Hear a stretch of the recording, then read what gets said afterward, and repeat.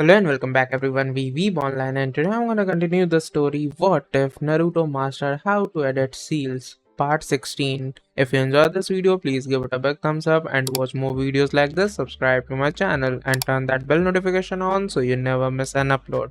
Now wasting no more time, let's begin. She didn't fall asleep until late that night because she was too excited and worried. Even then, she didn't get any rest. It seemed like every time she closed her eyes, they opened again to show her a place she had only seen a few times. The only visit that really helped her was the first one. As she pushed herself up, murky water swirled around her ankles. She thought to herself that, as usual, none of the water had gotten into her clothes, and she was still dry even though she could feel the cold water rush by her. It was such an odd place, but she shouldn't have expected anything else. She was, after all, inside a seal, which was the result of an art form that was only about changing time and space. If there was a place where things didn't make sense, it would be within these made-up limits on the universe. As she let her eyes wander, she noticed that it seemed cleaner than the last time she was there. No, not cleaner. That was the wrong word to use, considering all the trash on the floor and the broken furniture that stuck out like strange plants reaching for a sun that didn't exist. It might be better to say it was tidier, since the trash had been moved closer to the walls of the flooded basement to make a clear path deeper into the seal. She had no choice but to follow it, and soon she was surrounded by piles of trash that kept getting bigger and bigger until the two piles were so close together that they fell into each other in an arch and made a tunnel. It wasn't a very long tunnel, but it was enough to make you feel like you were entering a different world, especially when you thought about how much work had been done inside those walls. How strange, she thought for a moment, that there were artificial boundaries inside artificial boundaries that were controlled with little more than ink. How unsettling it must be for the universe to know that its very existence has been messed with just to hold a bunch of energy. The fact that this energy collection went on with even more rules that were probably not needed was like rubbing salt in the wound. If the universe cared, that is. She thought that it didn't matter much if it hadn't done anything yet. She stopped thinking about how the rest of the universe saw seals and how people used them, and instead looked around the room, for lack of a better word. Large pieces of concrete, maybe from a broken walkway or a foundation that had been torn up by whatever had happened between the Kyubi's imprisonment and her first visit, which could have been the Kyubi herself, had been put in a large circle around the piles of trash to make walls. Smaller pieces of whatever this building used to be were stacked in the spaces between the bigger ones. It made it look like a place that used to be great but isn't anymore, not just a big pile of trash like it did the first time she saw it. But like back then, the people who lived here were in the middle of everything. Last time, she sat on a solid wooden chair. It was a miracle that it was still in good shape, considering everything else going on around them. She was damn lucky to find that. This time, she sat on a solid piece of black marble that was about 10 times bigger in every direction and covered with about half an inch of water. Another, much smaller piece of the black stone had been used as a footrest so that the Kyubi's chosen form didn't have to keep its bare feet in the water. Other pieces of black marble, of all shapes and sizes, were scattered in a way that looked like a garden path, except that it was underwater instead of on grass. In the end, it was a pretty interesting place. She thought it was a good one for a dream. Which was good, since it meant that she wasn't having the dreams she should have been having. She looked up into the darkness above them for just a moment. On that note, where was the light coming from? It was too bright and she couldn't figure out where the light was coming from. Now that she thinks about it, that's how the whole area was when she woke up, but when she turned around to look out of the tunnel she had just come through, it was completely dark. How strange, she thought, before she looked at the being from this world. All things considered, it didn't look like she was in charge of this place very much. If she did, it was very unlikely that it would look like this, unless she had very strange taste. On the other hand, she was dressed as a dead woman who had locked her inside herself many years ago. Maybe odd taste wasn't the best way to describe it. Still, she was the only one who lived inside the seal permanently, and even though she was the Kyubi no Kitsune and had killed countless people over the centuries, it felt strange to think of her as a prisoner when the prison itself was tied to her chakra coils. Even though the Kyubi was a prisoner here, Naruko did not like to think of herself as a jailer or, as the Kyubi liked to call it, the jail. With their blue and red eyes meeting, they both kept quiet, waiting for the other to speak. Not surprisingly, it wasn't the entity made of sentient energy that had the hardest time waiting, and Naruko's voice broke the silence that had been hanging between them. "Decided to talk to me again, Kyubi?" she asked, crossing her arms over her chest. What's that? Even though it wasn't the best way to do things, she had always been pretty direct, and she wasn't getting enough sleep, which she was going to really need for the first Chunin exam trial the next day. Mito raised a delicate eyebrow and held it up for a few beats. Then she shifted in her seat and took a position that looked more like she was lying down. The first Jinchuriki of the Kyubi had always had an air of royalty, and the Kyubi did a great job of pulling it off.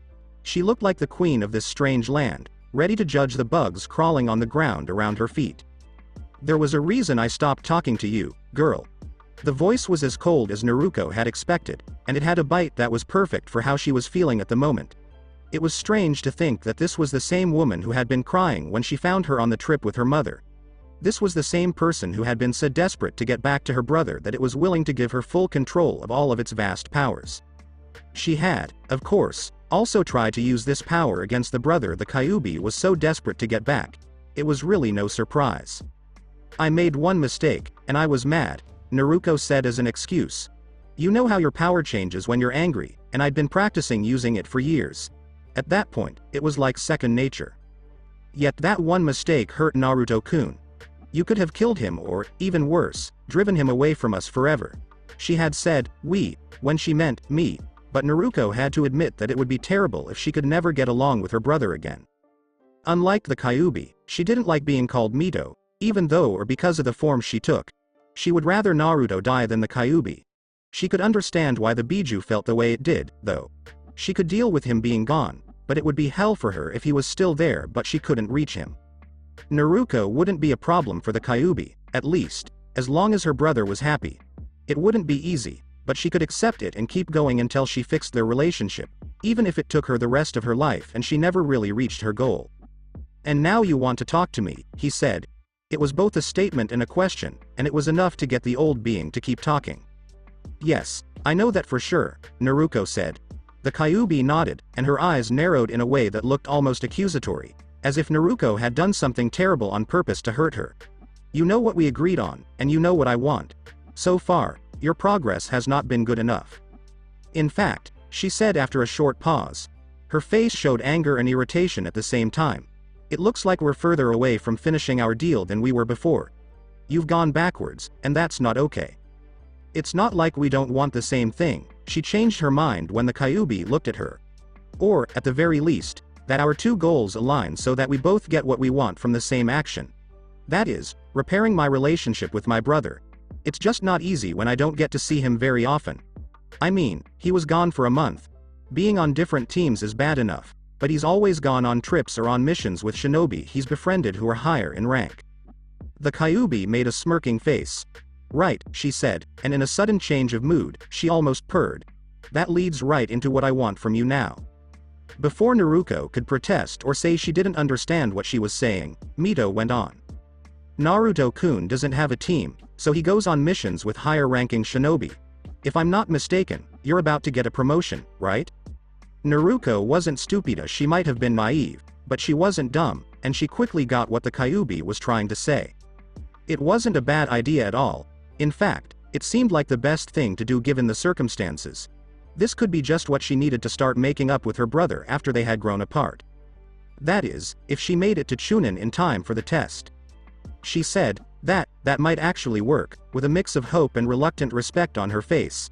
I would still have to get the promotion, though. Here, Mito smiled again, and without warning, red energy poured out of the walls and through the cracks in the hand-stacked rubble to completely cover the Uzumaki heiress. There was no burning pain with the pure chakra cloak, unlike the last time she tried to use the power herself. Instead, raw power gave her a boost of energy and sent warm thrills down her spine. A thick, suffocating haze settled over her, slowing everything down. Her muscles, which had been tense and ready to act, felt more relaxed than they ever had before. It was a terrible power that men would give up worlds to get, and right now it was running through her veins, ready to be used however she wanted. Her body shook again, and her muscles seemed to spasm and melt at the same time. Her nerves fired with a feeling of pleasure that she could only describe as right. This was how it was supposed to be. This was what a Jinchuriki was really like, and she, as the host of the Nine Tails, could not give up anything more. With no warning, she was dropped into a frozen ocean and got stuck under the ice. Her power went out, and her body went into a trance. Emptiness gnawed at her chest, making her want to be whole again, and Naruko knew right away how terrible that power was. That wasn't the small amounts of energy she had practiced controlling, nor was it the energy that turned against her when the Kyubi stopped helping her control the unstable power. No, this was how it really looked, which was something she had never seen before. If the Kyubi had had that terrible power her whole life, her attitude and actions would have made a lot more sense. This time, a chill of fear went down her body. She felt sick just thinking about how a lifetime of that power could change a person, even though she had only been affected by it for a few pitiful moments. She was really trying to think of things she wouldn't be willing to give up to get it back. She finally understood what some people had been trying to figure out for centuries: that power was not meant for people. In fact, she would go so far as to say that no human could ever truly control that power, because the moment they did, they would change into something else, something bent and twisted until they were little more than a vessel for the sentient chakra that flowed through their bodies and filled their minds with soft words of malice and empty promises of greatness. And it wasn't just one voice that said this. There were a lot of voices inside the power, all trying to be heard over the others. The Kyubi, or at least her personality, came from that. All of a sudden, she didn't seem so bad. Her thoughts were interrupted by the voice of the same being she had been thinking about. In a sudden rush, she found it hard to remember her previous thoughts, even though they were tugging at the back of her mind so hard that she almost panicked. The words the Kyubi kept saying, on the other hand, made them move farther away. "That, child, is my power." The Kyubi's eyes sparkled with a dangerously hidden amusement that put Naruko on edge for reasons she was sure she should be able to figure out, but all she could come up with was a grudging respect and a feeling she was tempted to call camaraderie.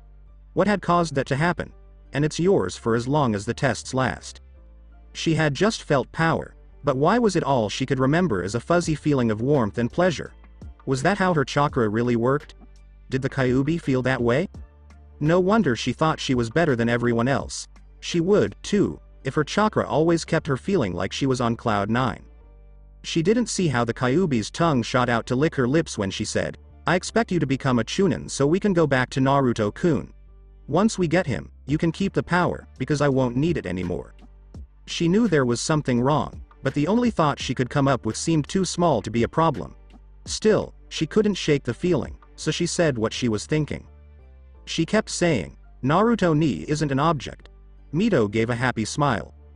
"No, of course not," she said as Naruko slipped from the realm of her seal into the realm of her dreams. Midas Will was no longer holding her to this world. He's much more valuable than anything else could ever be. Naruko agreed with a mindless nod as her vision went black and she disappeared from the seal. Mito smiled after her, and his red eyes sparkled with pride. Things finally started to get better for her. It was the first time in a very long time that she had let herself sleep in. Most of the things between the Yamanaka and her own clan that needed her attention had been taken care of, so she was naturally woken up by a lot of noise. She woke up with a groan and tried to go back to sleep, but she couldn't because she could hear pounding feet right outside her door. I looked at the clock and saw that it was 11. What a terrible hour. She gave up and let the world decide what would happen to her. Inoichi's recent accident, which he still wouldn't talk about, even to his clan using their mind techniques, was the last thing she had to do for the Yamanaka clan. She had to make plans for the recently crippled man and make sure that his daughter could take over his position as easily as possible. Given how involved the girl was already, it wasn't too hard, but it was still more to clean up on top of the mess she was already trying to fix, which was the fact that the clan was about to break up when she stepped in. She wouldn't have cared if her plan to get her son back into the family had worked, but it was hard to see how it was worth the time and money she was putting into it when, after more than a month, all she had to show for it was bags under her eyes and control over a clan that had lost all of its respect. All of that, plus the fact that taking charge of the clan had upset her son, who had his own ideas for its future and didn't want anyone to change them, made it a really bad idea. Other clans weren't as friendly anymore because they were afraid of the same thing happening to them. This made it harder to find allies. Those allies stood for whole clans, which was a big part of the shinobi population. This meant that she wouldn't have much help getting her son to like her again. Not that she had been doing much of that lately. Not only was she running out of ideas, but she was also very busy running 2 clans at the same time. One of them was wealthy but didn't have many members and needed to get back to being a major force in the world. The other was a group of a few dozen people with almost no money and a bad reputation because they had gone against her son and angered another group. That was, of course, the same thing that got her into this mess in the first place. In the future, she might want to let those wolves take care of revenge and instead focus on his health and happiness. There was no point in wasting time that could have been spent on him if they were going to make sure that anyone who went against him got hurt. She wasn't sure how she felt about her son being part of a secret group, but at least they were looking out for him.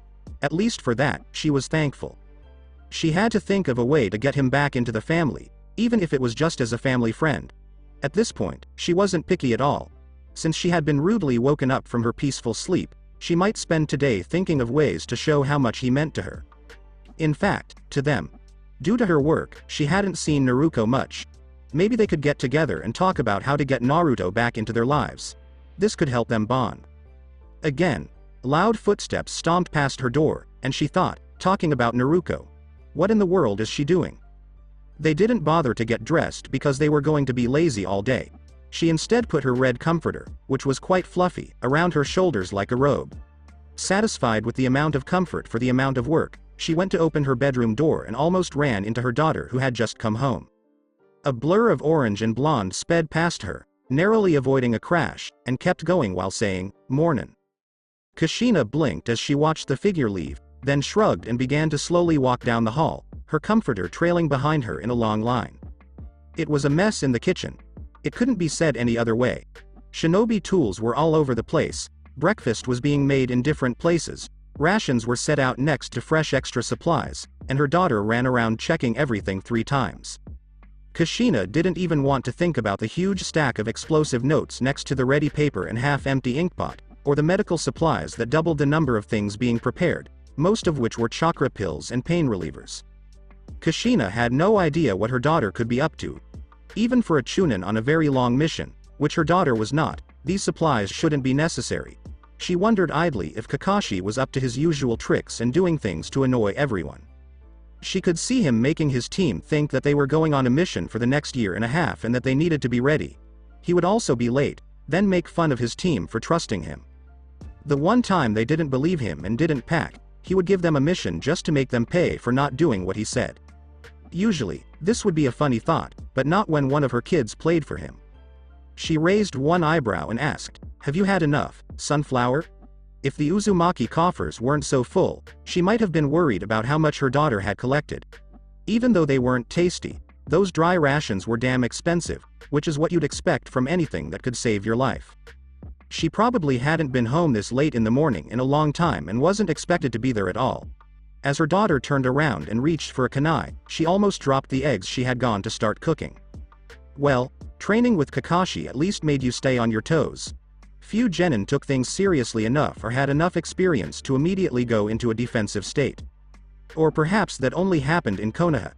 Peace was great for the people, their sense of patriotism, and the economy, but not so great for the people who were supposed to keep it that way. It was a bad cycle, but Konoha had been lucky enough to stay on top of things during it. Every way it went, it seemed to get worse. Not that she couldn't say at least that about the others. Every generation of shinobi was less skilled than the last, but it seemed more obvious here in the leaves. Keika-chan. The hand holding the kunai dropped the blade and went over her heart as she tried to slow down her breathing. "Don't make me scared like that." Her lips made a small smirk. "Sorry, I didn't mean to do that," she said as she waved one arm around the room to cover all the piles. "Think you have had enough?" Naruko looked at what she had learned with a critical eye and then scowled. "No," she said with a huff as she put down her eggs and went back into the house. She came out with a whole crate of rations. Kushina rubbed her eyes to make sure she wasn't seeing things, and she wasn't. Shinobi and civilian first aid kits from a general store were perched on top, and an old duffel bag was slung over her back. Kushina didn't get to see what was in the bag until she put down the heavy load she was carrying. It was full of kunai, shuriken, and pieces of metal wire. The leader of the clan could only shake her head. No matter what she was going for, this was too much. She had to admit that she was impressed that, even though the bag was full of sharp and pointy things, there didn't seem to be a single tear or hole in it. She didn't learn that trick until the middle of Chunin, and she didn't think they talked about it on their trip. "What on earth are you getting ready for, Sunflower? Is Kakashi taking you all on a 3-month fishing trip off the coast of Kumo?" The sad thing was that she could see him doing it just to amuse himself. The jerk didn't even like fishing or fish, come to think of it. At first, Naruko's face showed that she was shocked, but then she seemed to understand. "Yes, you're right," she said. "You were busy, so I didn't get a chance to tell you that we were signed up for the Chunin exams. The first exam is today." As Kushina thought about what she had been told, she blinked once, twice, and then one more time. The tests for Chunin. The goddamn Chunin exams, and her daughter was one of the people who took them. She felt a little bit of guilt in her chest. If she had been around more, she could have helped Naruko get ready for this task, especially since they were going to do it so soon. They had only been working together for 6 months, and they were supposed to get through this? No, this was Kakashi. He probably thought they would fail, so he did this. If she was kind, she could say that he was trying to teach them something, but it was much more likely that he was trying to get them to stop being shinobi so he wouldn't have to deal with his team anymore. In that case, he wasn't completely to blame because everyone knew he didn't like working in teams and would be much better off taking on a single apprentice. Apprentices, on the other hand, were rare, and Konoha had always pushed for teams whenever they could to make sure that everyone got along. Because there were too many graduates, her own son might have been an apprentice. But then they ran into trouble because there weren't enough teachers. She was available, but their styles were too different for them to work well as a master and an apprentice. He would never be able to reach his full potential, and she would only be able to teach so much of her own style to someone who didn't fit with it. Even so, it might have worked if she and Kakashi had switched places. In fact, that could still be true. She put that thought out of her mind for now, knowing she would think about it later. Instead, she turned her attention back to her daughter as she ran around the kitchen. "Oh, so soon? Kakashi must have a lot of faith in your skills," Kushina said, gratefully accepting a cup of coffee that seemed to be on the verge of being hot or lukewarm. This made Naruko frown again, and then she sighed. She said, "I guess he does, kind of. But only in me and Sasuke. Even then, he doesn't seem to expect much from us and just complains that we aren't Naruto ni. I don't think he knows much about his skills either. He just uses him as a figure who is always above us and a reason to be disappointed in everything we do." Naruko sat down in a chair with a half-eaten piece of toast and a cup of coffee that was probably colder than the one Kushina had just been given. She didn't realize the toast wasn't done until she took a bite. She sighed and gave up because she didn't have the energy to fix her mistake right then. She went on, saying, "Honestly, I think he's just upset that Naruto ni isn't on his team or that he didn't get the chance to be his apprentice. He's calmed down a bit, but he was pretty angry when we found out our teams." Kushina put that on her list of things to think about later that day. Kushina asked, had Kakashi been in touch with him a lot while we were gone? They might have been training together, or they might have planned to go on missions together. No, from what I've heard, it sounds like they only saw each other occasionally, but they got along. Not knowing if the story was true, Naruko was smart not to tell her mother about the crimes her sensei had supposedly seen her brother commit and helped him do. It's a little strange that he wants him on the team so badly then. Naruko just shrugged. "I guess, but it's really more his business than ours. I'll do my best to make Chunin, and then he won't have to worry about one more student." Kushina thought it was both very wise of her daughter and kind of sad to hear her say that. Kakashi wasn't the right person to be a teacher. Still, her daughter was going to make the best of it and keep going, just like a real Uzumaki. Kushina gave her a proud smile. The next thing her daughter said made her smile even bigger. "Also, if I'm Chunin, I'll be able to accept missions, so Naruto ni won't have to wait for any of the other Chunin to be free." And yet, Kushina thought, it got even better.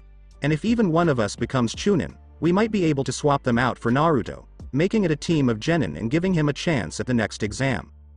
Kushina was already looking forward to the Chunin exams as a chance to relax after a long time. When she heard that her daughter would be taking part and that her daughter's success could help her son, who had been estranged from her for a long time, Kushina was very happy that she had reserved seats as the clan leader. Before, all of her efforts seemed like she was trying to bring her son back into the clan, which, let's be honest, she was. But now, it seemed like things were happening that could help him and bring him closer to one of the clan's only 2 members. Maybe there was still some reason to be hopeful. Kurenai shouldn't have been surprised that Anko was in the Junin lounge with the other senseis whose teams were competing, even though she didn't have her own team. She also shouldn't have been surprised that the woman with the pineapple hair had broken the rules by bringing a genin with her. The Tokubetsu Junin only ever worked with one genin, so it shouldn't even be necessary to say which one. The young man raised one arm in a way that looked more like a salute than a wave, but was neither. This was very Kakashi-like. She hadn't even thought about the fact that he could be there during the Chunin exams. She had forgotten all about how he didn't have a team, especially since he was always out on missions. She sat down to his right to avoid Anko's attempt to hug her without her getting up. She gave him a quick smile before looking around the room for other people. At least Konoha seemed to be there. She didn't pay enough attention to how many foreign competitors there were, so she couldn't really speak for them. She didn't even care that much, because it meant less people would hurt her team. Even though other Konoha teams wouldn't be easy on them, she was sure that none of them wanted to hurt or kill any of their teammates for good. Still, she could be wrong, but she didn't want to think about that too much. When she looked back at the two people closest to her, she couldn't help but roll her eyes at the sight of Anko clinging to the red-haired genin like she needed comforting after being turned down. Naruto did his job well enough by patting her back for no reason. He looked a little bored, but his eyes showed a hint of amusement. Not that many people his age or older would mind having a Tokubetsu Junin follow them around like that. Still, it was good that someone touched him regularly. Anko spent most of her free time with Naruto trying to keep herself busy because she hated being alone, especially when she was bored, because she knew she couldn't do anything. Even if all they did was shake hands or give each other a quick, light hug, or if one of them pulled the other out of danger, she still felt weird around him. Or, she shouldn't have felt as comfortable around him as she did around so many other people. She was getting better, though. At least she could talk to him over dinner when both he and her best friend came to visit or she had them over. She was even sitting next to him today, as much as a Junin can relax in a room full of other Junin from other countries. That was a big step up, and she was pretty happy about it. If she had just a little more time, she might have been able to sit close enough to him that they were always talking. It was a long way from the caring older sister role she had wanted to play when he was young, and it seemed like by the time she got there, he would be too big to use as a teddy bear. However, it was better than not being a part of his life because she was so nervous around him that her instincts made her act as if she were being threatened. "Good afternoon, Kurenai-san," he said, and then he started patting her friends back in small circles instead of pats. Anko stopped acting, but she didn't do anything to stop him. Kurenai was jealous for a moment, but she quickly got over it. She would get used to being around him, she just had to be patient. "Good afternoon, Naruto-kun. Are they just about to start?" He pointed lazily at the two eternal Chunin who were working hard to set up the screens that were connected to the hidden cameras in the exam room. "We're having some technical problems," he said. His answer was dry, but that spark of humor didn't go away. His mood seemed a little off today, but Kurenai couldn't put her finger on what was wrong. In the end, she decided it was a mix of being around strangers, who make him more formal, and friends, who make him more relaxed. She was partly right. There was not a single person who lived here who was not there. No one wanted to miss this, from the wealthiest new shipping managers to the most recent homeless person looking for work in the quickly growing port town that will soon be a port city. And it's hard to blame them. Their country had never seen anything like this before. Gato had his mercenaries, and the daimyo before him had a small guard, but this was an army. A legit army. The military. Men and women dressed the same marched down the streets of Nami no Kuni, proudly holding banners with the symbol of Hai no Kuniya, a two-tongued ball of flame rising above their own signal of stylized waves that looked like the sun rising. And it was a beautiful dawn. Their home was no longer the same small fishing village it had been for so long under Gato, and it was in a much worse state than when the last few daimyo had been in charge. Now they were a city that grew richer every day and grew so quickly that most people couldn't believe it, even though they were there to see it. Inuzuka Hana, the governor of Nami no Kuni, gave them a real leader they could trust with their safety. They also got an army, just like a real country. Things were finally getting better, but there was still a feeling of unease in the air. Yes, they had an army, which was great, but that army was on the move, and they had no idea where it was going. Outside forces were working for the mysterious daimyo, a boss they had never met, and did not question what he was doing. It wasn't so much their army as it was a force run by the same person who ran them. Now, he was moving his pieces as part of a plan they wouldn't know about until it was over. They knew, of course, that not all the forces were directly owned by the daimyo. He had allowed allies to set up shop in their village so they could help the country grow, and now they were paying him back by marching in step with those who wore the faces of wolves. Their leader, who wasn't the one with silver hair but his own master, watched everything from a roof. She had long black hair and a happy smile that made them all shiver with fear. That was the person with whom their daimyo had teamed up, and most importantly, that was the person who would be in charge of their army. It was not a pleasant thought, but a leader who chose Hana and who Hana was willing to follow couldn't be all that bad. Still, as they watched the army march steadily into the forests at the edge of the waterway that separated their home from the rest of the world, they couldn't help but feel like their world was changing even more than what they were already having trouble adjusting to. Even so, they still wished the army that was leaving, their army, the best of luck, because it was in people's nature to stand by the side they called their own, even when it was wrong. People who saw the parade of warriors got a spark of patriotism back that had almost gone out, and the young got a spark that wouldn't go out for a long time. For nothing gave them more courage than seeing a group of people come together just to kill and spill blood in the name of their home. Orochimaru smiled as he watched everything.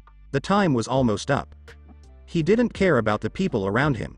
They were fools because they were too scared to do anything but stick to their own groups and too nervous and excited to stay still or pay attention to how loud they were talking. Some people were smarter than others, whether it was the whole group or just a few people who were going to take this seriously.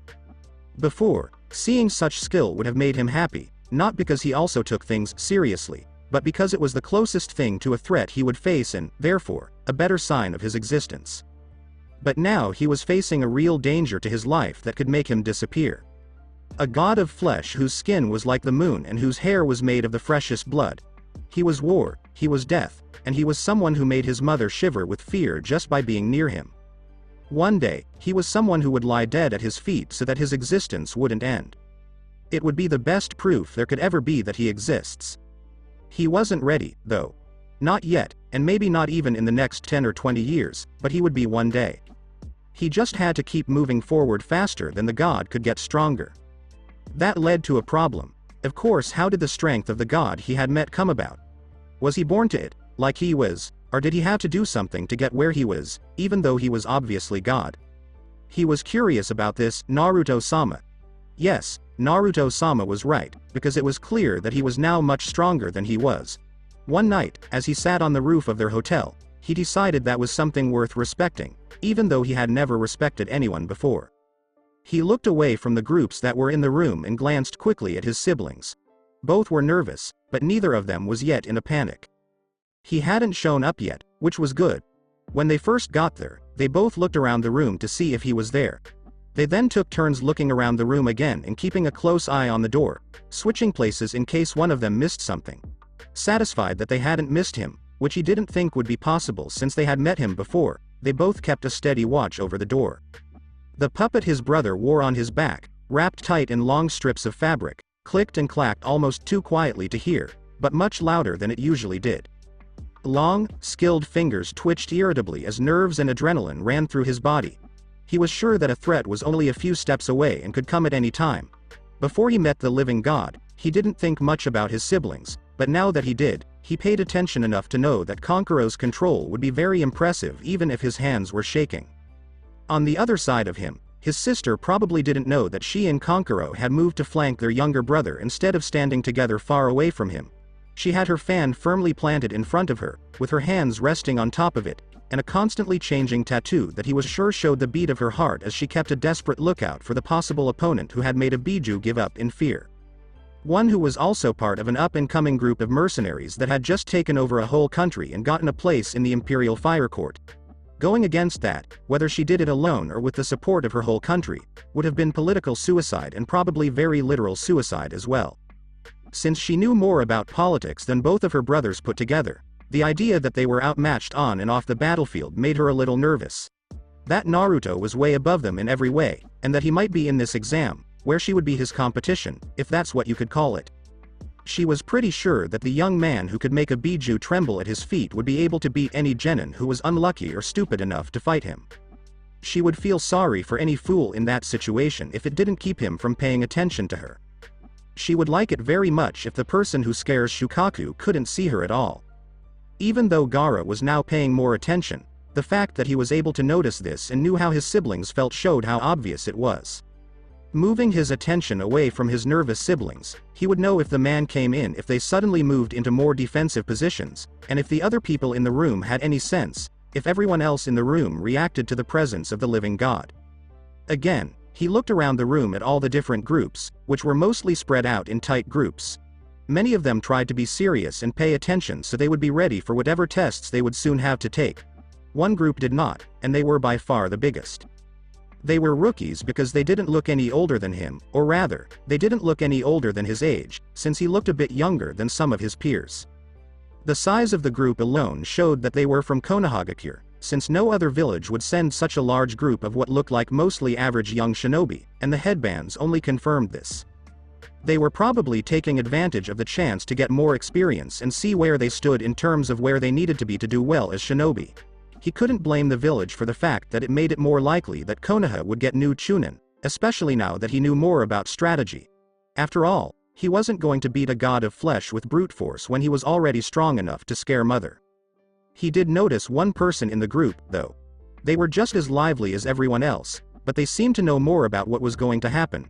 Or, at least, they should have been more aware of what they were getting into. The one with dark hair kept looking at his gear and making sure that everything was easy to get to and safe enough not to get lost. The pink one stood next to him and kept an eye on everyone around them, including her fellow Konoha genin. He almost thought she was scared out of her mind for a moment, but the way her eyes looked at her future opponents showed that she was just nervous. The most interesting one, though, was the blonde girl. With a pair of baggy pants full of pockets and attrition pouches strapped to anywhere she could find room, it was clear that she was taking her preparation to a whole new level. She was going through the scrolls she kept in a small, hard-shelled backpack that was open by her feet. He knew how to use scrolls because his brother was a puppeteer, but he didn't use them very often. If he had things to bring, it was his siblings who carried them. Such as today. But that wasn't important at the moment. What was important was how many scrolls the girl had. A normal shinobi could get by with just one, but a very well-prepared shinobi would carry 2 or 3. 5 was thought to be a lot. At least a dozen were in this girl's bag. Either she was packing or she was really bad at it. As the contents of one scroll turned out to be huge stacks of explosive notes, which she gave to her teammates, he knew it was the second option. He couldn't think of anything that would need so many, and it made him wonder what was in the other scrolls. More notes? Different supplies in similar quantities? He kept watching that group of 3 because he was interested in them. He was glad it did. The pink one asked the only boy in the group, "Do you think he'll be here?" He could almost hear the capitalization, which made him even more interested. The boy grunted, but his eyes went to the door as if just mentioning him would make him show up. His suspicions grew as he saw how much these 2 people were like his siblings. The blonde one also looked in that direction for a moment, but she quickly turned back to her scrolls and didn't seem to care. I wouldn't be too surprised if Naruto ni managed to get into the exams, but I don't know if they would let him without a team. He knows Junin, but I don't think he knows enough genin to get a team of his own. The dark one gave a snort. The way Kakashi-sensei praises him, I would be surprised if they let him do this solo. The name told him who it was, but when one of the Junin-sensei praised him, it told him that he was right about what he thought. These 3 knew something about the god he had met. In all honesty, that should be clear. How could the people of Konoha not know that a god lived there and walked among them every day? And they were right to be worried about how he might show up, because they had no chance of beating him. It was strange, though, that he was a genin. Very strange. Maybe Konoha just wanted to use him to get rid of the other teams. That, of course, made me wonder where he was. Was the blonde one right, and he wasn't taking part because he didn't have a team? That was just crazy. If anyone should be on these teams, it should have been him. It didn't matter that they gave him 2 temporary teammates stolen from another team or 2, because he was a god. He was so much better than these genin that their problems didn't matter in the long run. Maybe Konoha was just getting weak. The girl turned back and looked at the door. She muttered, maybe, just loud enough for him to hear her. She sounded both hopeful and almost unsure about whether or not he would be on the test. Not in a way that made it seem like she was afraid of him, but more like she wanted him there, but his presence would change something she thought was important. How odd. Even so, the fact that she had called the living god Naruto ni didn't change. Either she felt like she knew him well enough to call him her brother, or they really were related. It took him a moment to figure out what he was feeling, but the thought of taking an exam with that being's sister made him feel uneasy. He was tempted for a split second to crush her right away, before she could show that she was a threat like her brother, but what if she really was? Was he even close to being strong enough to even try an attack like that? He didn't know how she was at all like her brother, and he wasn't going to risk his life to find out, especially since he knew it could make her brother angry with him. He wasn't sure about the girl, but he knew for sure that her brother was way out of his league and that someone like him couldn't beat him without a lot of planning. He hadn't even figured out how strong his powers really were, let alone come up with a way to beat them. No, he wouldn't do it yet because there was too much risk. He might change his mind after he's seen her in action, but for now she was off limits. He turned to his siblings with a raspy voice that was barely louder than a whisper. He wasn't in the mood to be kind, but he also didn't want them to go against his wishes by accident. "The blonde one," he said, and the sudden way he broke his silence scared them, "is out of the question. I won't make him mad by hurting his sister." Since she was the only blonde, it was easy to figure out who he was talking about. She didn't look like much, but just thinking about who their brother said she was related to made them look pale. It was bad enough just to be around him, but to make him angry. They weren't that dumb, no. The puppeteer swallowed nervously and nodded, his eyes never leaving the young man's sister, whose identity had just been revealed. This young man had scared Shukaku. The dead were only good for one thing when it came to puppeteering, and he didn't want to be anything but the puppet master. Understood. Even though she had the same ideas, his sister answered a little more fully. She asked, "And the team?" When her youngest brother heard her question, he looked like he was giving it a lot of thought. It was definitely a lot scarier than when he was just a crazy, bloodthirsty killer. At least back then, you just had to avoid making him angry and not try to stop him if he was going after someone else. Now, though, he was planning and plotting, and she didn't have the slightest idea what he was thinking. She had come to realize that that was much worse than knowing how bad he was. He said, "Leave them alone for now. Pay close attention to them. If she doesn't seem to be a direct threat, you're free to attack at your own will." That was something else they hadn't seen before. When did he start giving them a say in anything? Before, all they did was follow in his path of destruction as he went on, not caring about them or their needs. Now, though, he was letting them decide what to do on their own. Both of them didn't want to think about why the other might do that. He was there, but not right next to them. After all, he was Hitaki fucking Kakashi, and it wouldn't be smart to act in a way that would hurt his reputation. No matter how much better he was than his peers, trying to get close to the rookie Junin sensei and the Tokubetsu Junin while they talked to a genin was not in line with the image he liked to project. Still, he was close enough to them that he could watch them easily, and his hearing was good enough that he didn't have to worry about missing any words. He wasn't spying on them or anything, and he wasn't listening in on their conversation any more than he should have been. After all, they were a strange group of 3 people talking in the Junin lounge during the Chunin exams while foreign representatives were there. There was also the fact that only one of them should have been here in the first place. But no one was going to try to get rid of the other 2. Mainly because no one really cared, and it didn't help that one of them was Mitarashi fucking Anko, one of the few people who could use fucking between her names, and she seemed close to the other. If any of the foreign Junin were bothered by it, they didn't say anything about it because they knew better than to do something like that in someone else's village. Not only was it likely that no one would care, but it was also likely that they would be let stay out of spite. Shinobi is always too picky to be taken lightly. Kakashi wasn't the least bit surprised when the genin left the 2 beautiful women and came to sit with him. Lucky for us, he didn't show any of this surprise on his face. God bless half masks. "So you already let them into the exam. You must be very proud of how far they've come."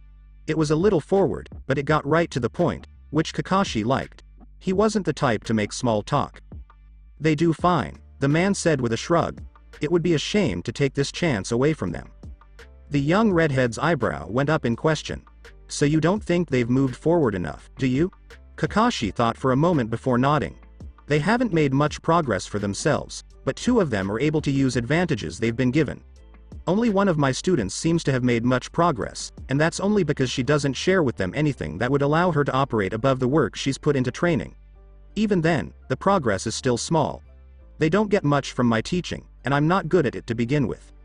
His new friend didn't seem to do much more than think, but people nearby who could hear them did. Not because of what the son of the White Fang had said, though that was important, but because Kakashi had said so much without being asked. Kakashi had always been a man who didn't say much, but the words he did say were perfect for him. People didn't expect him to give a well-thought-out answer, especially to a question that could have been answered quickly. If that's the case, I think this could be a good chance for them to learn. This time, Kakashi kept his answer short and simple. He shrugged and said, maybe. He knew they were getting a lot of attention, so he didn't say much. The shorter answer didn't seem to bother the genin at all. He or she sat down comfortably and waited for the screens to be set up properly.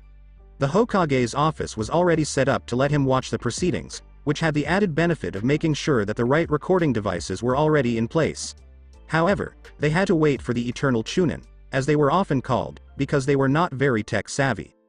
Luckily, this meant that if anything went wrong, the Hokage would see what was going on as it happened, while they, the Junin, or the group that was supposed to be made up only of them, would always be behind, playing a constant game of catch-up to see how well those they had trained did or how badly they did.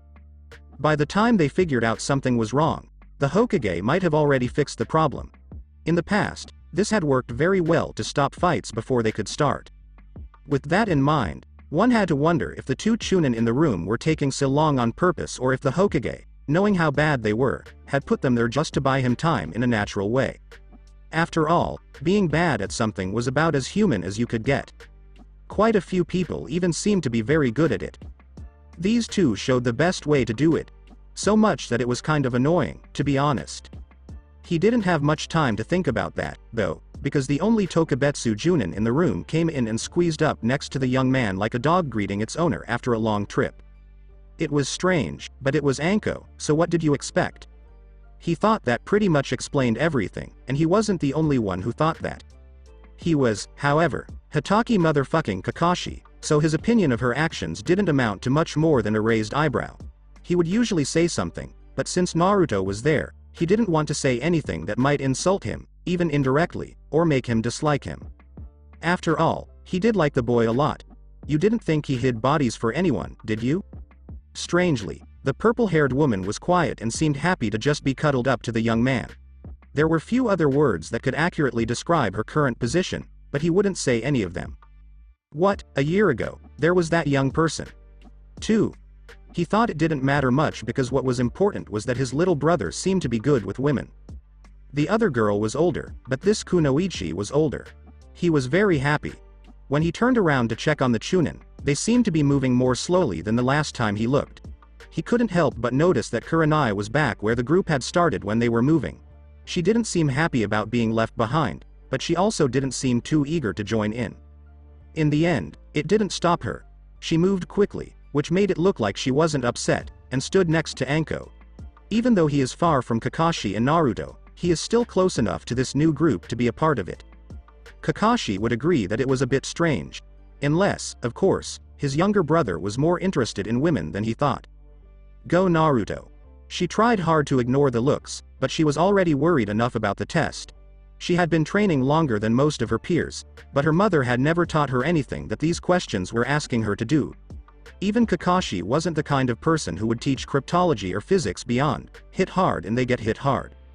She couldn't imagine that Kurenai would teach this to someone like Kiba, either. Even Asuma didn't seem like the type to cover something so specialized that it had its own division, a one that never saw the light of Dia, or something that was more theoretical than anything a shinobi would ever need in real life. Who cared how much it was, as long as muscle memory let you make the right throw? It didn't make a damn bit of sense, and all those eyes on her didn't help her at all. The worst part was that it wasn't even just one pair of eyes. One set of eyes would look at her for a second or two, and then another would take its place. She had only caught their eyes a few times each, and the only thing that stayed the same was a nervous trembling with a hint of suspicion, as if they knew her or what she held and were afraid because of it. But that was silly, since only a few people knew the secret and, as far as she knew, she hadn't done anything to make anyone act that way. Obviously, there was a distance in their eyes, as if they were looking at her but seeing someone else. Who could they be talking to? She didn't look anything like her mother, and the most famous person who looked like her was the Yondaime Hokage, who had been dead for a long time. She had been to Kei's no Kuni, where these shinobi were from based on their Suna headbands, but back then she was just a kid trying to learn how to be a kunoichi, so it wasn't really anything to talk about. Now, if Kakashi were to be believed, the only genin worth mentioning would be Naruto. Could they know something about her brother? He went on a lot of missions with that Tokubetsu Junin who had taken a liking to him. He might have met them at one of those. No, that didn't quite make sense. They didn't seem angry or resentful, and they didn't look at her in a way that made her think they might be on her side during the competition. Clearly, her brother didn't have a big positive or negative effect on them, at least not one that she could feel. Since it was rare for two shinobi to meet on a mission where they didn't have a problem with each other, she was pretty sure they wouldn't have talked in this situation. Obviously, if that were true, they wouldn't be looking at her. They could have met her brother in the days before the test, but what could he have done to make them suspicious of her? It seemed like they were trying to figure out how dangerous she was. She would like to think that they just thought she was more capable than some of the other candidates. They weren't completely wrong, since she had training that her competitors didn't, but two of them were older and all three seemed to have more field experience. She was also sure that the younger one, who had short hair the same color as her brother's, smelled like dried blood and dust, giving the air around him a metallic tang. She didn't think it was because he was hurt, because she couldn't see even a scratch on him, and his hands didn't have the calluses that the rest of his teammates had. He wasn't a fighter, and he was smart enough to stay away from those who were. There was also a lot less fear, or rather, caution, in his questioning look. Instead, it was more like a puzzled calculation that tried to figure out everything it could about her. Even if nothing else pointed to the fact that they were looking at her because of someone else, their eyes seemed to be drawn to her right arm, looking for something that wasn't there. Hasn't her brother put a bandage on his arm? Were they not there when she went back to Konoha and when they fought and it went so badly wrong? It was possible to get hurt, but at the Konoha hospital, most people should have been able to get better quickly. They also didn't seem like the kind of people who would be so stupid as to think that any wounds he had there would show up on his sister's skin. That meant that if it was a scar, it was a clear sign that was very specific and likely done on purpose. Most likely, it was a tattoo, or he had been playing around with seals, which is a dangerous thing to do, and put one on himself. If it was the latter, he was either a genius or very lucky, or both, since Konoha's only seal master had been busy for years trying to fix his spy network after the Kyubi attack. She told herself that Mito Kyubi had caused them a lot of trouble, almost more than she thought a Jinchuriki was worth. Even so, it was strange that they kept looking at her arm when it was clear that it was completely bare. Did they really think that a sign would just show up on her arm when they looked at her? Actually, the Uchiha clan was known for spitting out tiny suns at people, and the Akamichi could turn themselves into giants as big as the Biju. Maybe she shouldn't have been surprised when strange symbols started to show up on her arm. She also couldn't rule out the possibility that these three people thought of her brother the same way Kakashi did, that he immediately surpassed all expectations. She sometimes wanted to hate him for it, but other than a fight, she hadn't really talked to him much. She didn't want to form an opinion or make plans based on what Kakashi said because there was a good chance he was just trying to make them mad. She was lost in her thoughts when the sharp scrape of a pencil jolted her out of them and made her very aware of how little time was left. She quickly decoded the message with a few strokes of her pencil before writing, under a picture of a shinobi in a tree, "If you need to figure out how hard to throw it, you shouldn't be in the field." It would have to do, since the examiner told them to stop writing with a bellow. Hope that what she did was enough. It would be sad if her plans to help her brother and get closer to him were ruined by a stupid paper test. Then again, Kakashi would sign them up for something just like that. Mean-spirited jerk. The sadistic jerk felt like he had done a good job all of a sudden, for reasons he didn't understand. But that was totally ridiculous, because he hadn't worked in a long time. No, these days all he did was watch over the mini-ninjas, which he called training. It was too comfortable and often funny to be called work. When his friend with red hair spoke, he was quickly taken away from the short, strange feeling. "Hey, Anko, don't you have genin to torture right now?" She looked like she was going to stay where she was, almost stuck to his side, but the thought of scaring a room full of brats won out in the end. She broke away from him with a pout and jumped out of the nearest window. Most of the people in the room shook their heads at her. Everyone knew that shinobi came in through windows and left through the front door. Most of the time, there was no one left in the building who could stop them. As soon as they were out of sight of the villagers, they split up. Squad after squad left what had been an impressive army, until there was no sign of the forces of Nami no Kuni at all. Parading down the open streets might have been good for showing patriotism, but it wasn't good when you wanted to move an army into the lands of High no Kuni to help them fight an army that the people of Fire didn't even know existed. Of course, that doesn't mean they did all of this in secret. No, That wasn't a good idea. There was too much chance that something bad would happen. The last thing they wanted was to start a war while trying to stop one. That wouldn't help them at all and would be a sad waste of time and money on their part. Still, it didn't have to be a secret if only a few people knew about it. Without a doubt, the most important would be the ruler of the land they were going to. People didn't know how their lord got permission from the daimyo of Hai no Kuni to do these things, and even fewer could figure out how that went even further and let Orochimaru of the Sannin lead that army. At the very least, it reminded everyone there not to be too quick to judge the Lord of Wolves. It was strange that only a few of the men and women who were ready to go to war on one man's orders had ever seen him. Even less of his face. Then again, they shouldn't have asked. Even though the snake forces were curious about the man who worked with their leader, they didn't want to ask questions out of fear of being seen as dissidents. If there was one thing that was clear, it was that the Sage of Snakes was completely devoted to the man who ruled over his pack from a distance, like the moon shining down on the midnight hunt. They spread out like moonbeams through the canopy, heading to where they would wait for what was probably going to be a month. Of course, they could move later, but then it might be too late to stop the invasion of Konoha. They weren't going to try to stop the army, because that would be stupid. But if the army passed them by without noticing, it would leave them open to an attack from behind, which could ruin their plans and make it easy for the wolves to pick off any shinobi who managed to get away. That is to say, it was easy for them to get. If their lord had his way, and they were determined to make it happen, there wouldn't be a single shinobi left alive who was stupid enough to attack Konoha. Why did he need people who were still alive to spread the word when the silence of the dead spoke so loudly? Only a small group, a guard who was going to follow Orochimaru of the Sannin as they sneaked into the village they had left so many years ago, would go into Konoha itself. Even though they hadn't been told to do it. No, their job was to go with Orochimaru as he led Tsukiyomi's army into Hai no Kuni. They did this to protect their lord's land and make the daimyo of Hai no Kuni like them. Who were they to stop the snake Sannin from going into Konoha, though? Obviously, it wasn't because it would bring more wolves closer to their lord in case something went wrong or because they knew the Sannin would help Tsukiyomi right away. Not a thing. Naruto didn't want to watch the video feed, which was just starting to show at the beginning even though the exam was about to end in a few minutes. He left soon after Anko left to do her job as the second examiner. Some people might have thought that because she was the one who brought him, he didn't feel welcome among the other Junin without her. That didn't bother him at all. He wanted people to question his actions, not who brought him there. He was used to breaking rules and doing things that were obviously wrong, but this was a lot further than he had ever gone before. Even with the support of the Fire Daimyo, who was surprisingly helpful and understanding, he couldn't help but worry about what would happen next. Not for himself, for sure, but for his kids, who were putting themselves in danger by following his advice. If he were to tell the truth, they would have probably put themselves in danger anyway. If not to protect him, which was probably the most likely reason they would put themselves in danger against his wishes, then they might have been trying to prove to themselves that they had a reason for being there. They didn't like pretending to be sleeper agents who would stay in place forever and probably never be called on to do what they had been trained to do. He was lucky to have found them, and it was also good that he didn't like to waste things.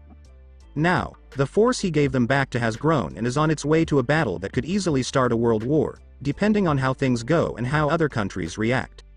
It shouldn't have come as much a surprise that he was worried about the next month. Still, there wasn't much else to do right then except wait. He needed something to get him to stop thinking about everything. Naruto was told not for the first time that he really needed a hobby.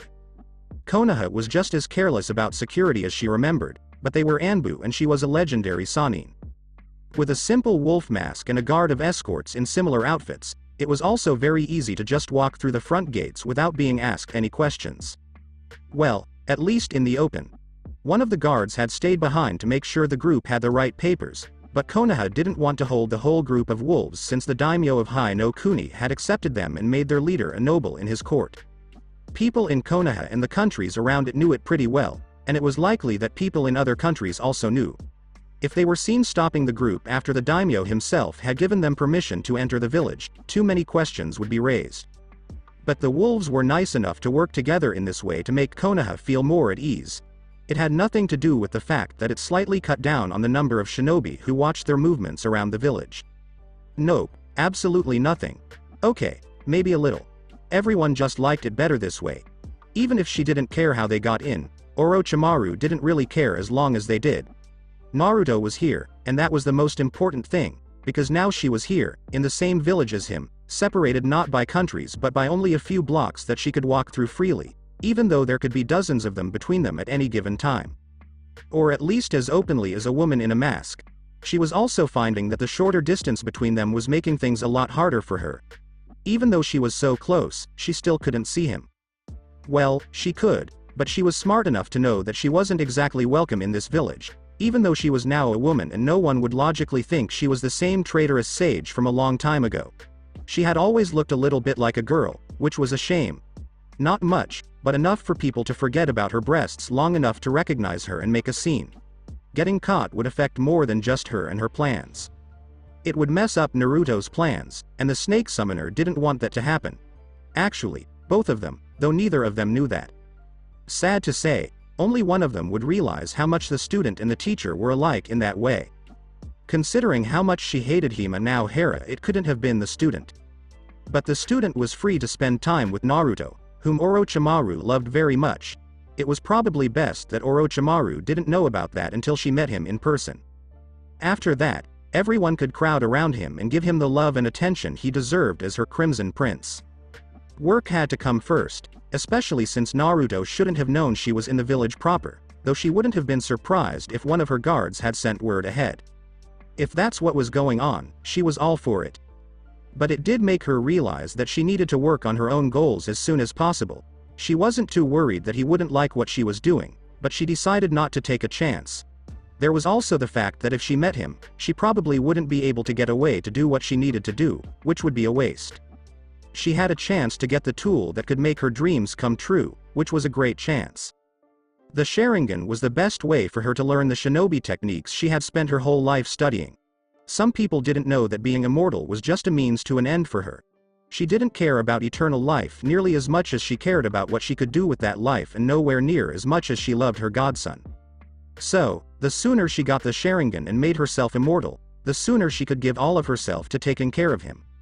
If she was really lucky, she might get 2 Sharingans and be able to convince Naruto to take both a powerful jutsu and whatever she comes up with to make her immortal.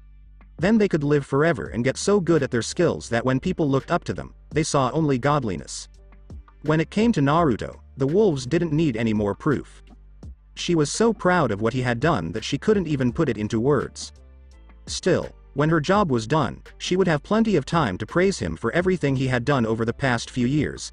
For now, she had to skip an exam and look for a Uchiha.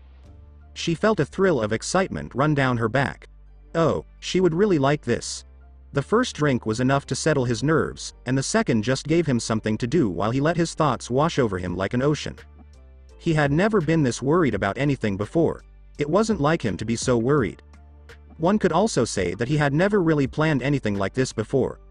Over the past few years, he had done most of his work on the spot, taking advantage of opportunities he was lucky enough to be given. Now, though, he had plots and plans that were about to be put into action. Plans about which he had time to think about what would happen. He was nervous, but he was sure that his wolves would never ask him something like that. And the wolves, his wolves, were the cause of everything. He was their leader, guide, and father, and it was his job to look out for their best interests. It was a part he was glad to play and a job he was glad to do.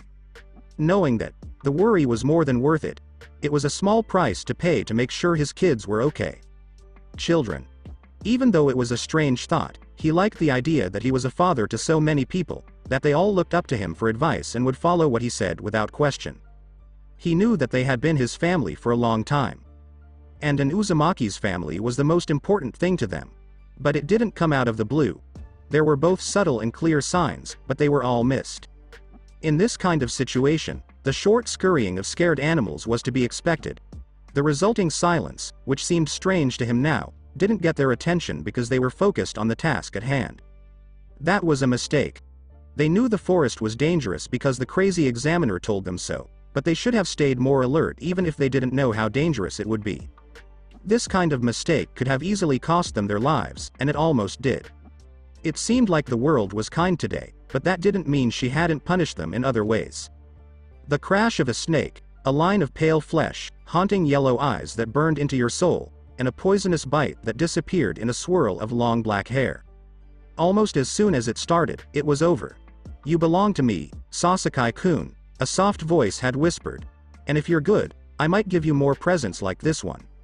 When she left, it was as if she took his strength with her, and he rushed to obey gravity. Before he was done, his consciousness left him. "Sasuke-kun." Pain happened. Then nothing happened. The tree was almost too convenient, since it had probably been used by a lot of people in the same or similar situation as them over the years. However, neither of them felt like arguing with luck that seemed to be getting better for them.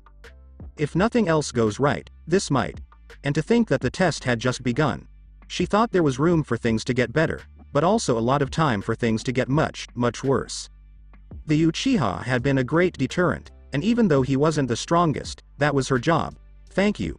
He was still a huge tactical advantage, especially now that he's out of commission and more teams will be willing to fight them. Everyone knew that the Uchiha were scary, but not as many people knew that the Uzumaki had always been better, and that this had carried over to their team.